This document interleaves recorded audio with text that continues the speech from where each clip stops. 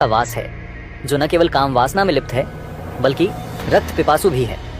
लोग कहते थे कि वह यक्षिणी पुरुषों को अपनी सुंदरता से आकर्षित करती थी और फिर उन्हें अपनी भूख को शांत करने के लिए उनकी आत्मा खींच लेती थी। ककिले के पास रहने वाले गांव वाले इस ककिले से डरते थे। उन्होंने कई बार ककिले में जाने की कोशिश की थी, लेकिन हर बार उनके साथ अजीब घटनाएं घटी थी। कुछ लोग तो वापस आए, लेकिन उनके चेहरे पर एक अजीब सी परेशानी और भय था।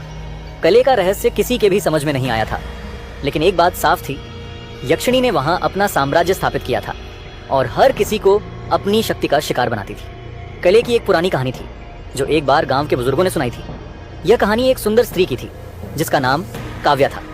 काव्या एक समय में इस कले की राजकुमारी थी। वह अत्यंत सुंदर और आकर्षक थी, लेकिन उसका दिल बेहद कठोर था। राजकुमारी काव्या को अपनी सुंदरता पर घमंड था और वह कभी किसी के प्यार में नहीं पड़ी।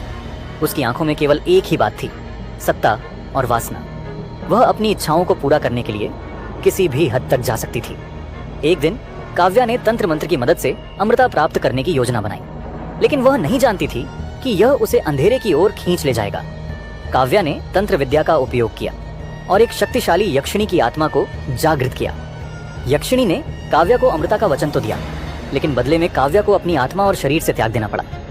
काव्या ने अपनी वासना और शक्ति के लिए यह समझौता किया और इस प्रकार वह यक्षिणी बन गई, जो अब किले में बसी थी। अब काव्या यक्षिणी बन चुकी थी और उसकी आत्मा पूरी तरह से बदल चुकी थी। उसकी सुंदरता और मोहकता पहले जैसी थी, लेकिन उसकी प्यास अब रक्त की थी। वह हर रात अपने आकर्षण से पुरुषों को अपनी ओर खींचती और फिर उन्हें अपनी रक्त पिपासा की बलि बना देती। उसे केवल उन पुरुषों की आत्माओं की आवश्यकता थी जो उसकी वासना में लिप्त होते थे। किले के आसपास के लोग धीरे धीरे गायब होने लगे। पहले कुछ शिकारी आए, फिर कुछ व्यापारी और अंत में गांव के पुरुष भी। किसी ने कभी भी कैले का राज जानने की कोशिश नहीं की, लेकिन एक युवक अंशुल, जिसने यक्षिणी की डरावनी कहानियां सुनी थीं, उसने ठान लिया कि वह इस रहस्य को खोलेगा। अंशुल एक साहसी और समझदार युवक था। वह जानता था कि अगर वह इस रहस्य को नहीं सुलझाता तो और लोग इस यक्षिणी का शिकार होते रहेंगे। उसने अपने कुछ दोस्तों से सुनी हुई कहानियों के आधार पर कैले का रुख किया। रात के अंधेरे में अंशुल कैले के करीब पहुंचा।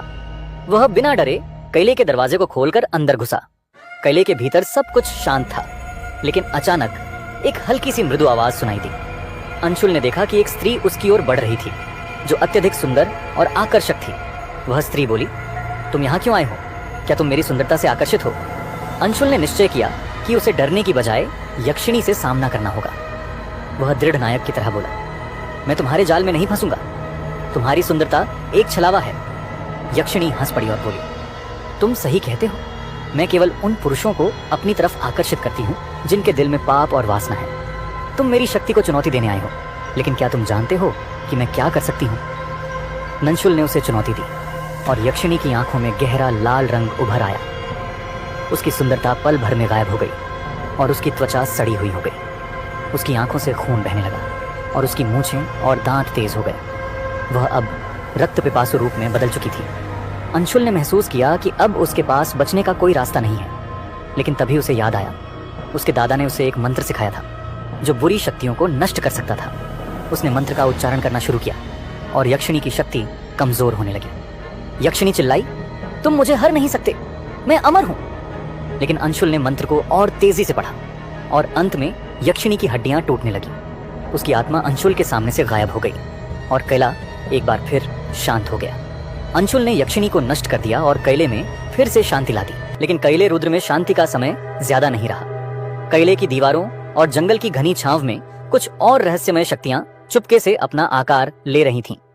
यक्षिणी का खात्मा एक विजय थी, लेकिन उस विजय के साथ एक और अनजाना खतरा भी पैदा हो गया था। अंशुल ने जब यक्षिणी को खत्म किया तो कैले में शांति का माहौल बना, लेकिन उसकी आत्मा पूरी तरह से नष्ट नहीं हो पाई थी। यक्षिणी, जिसने अमृतत्व प्राप्त किया था, अब अंशुल से बदला लेने की योजना बनाने लगी थी। वह फिर से जीवित हो गई, लेकिन अब उसकी शक्ति और भी भयानक हो गई थी। वह अब केवल खूबसूरत यक्षिणी नहीं थी, बल्कि एक प्रचंड राक्षसी रूप में बदल चुकी थी, जिसकी आंखों में आग और उसकी त्वचा में अंधेरे का समावेश था।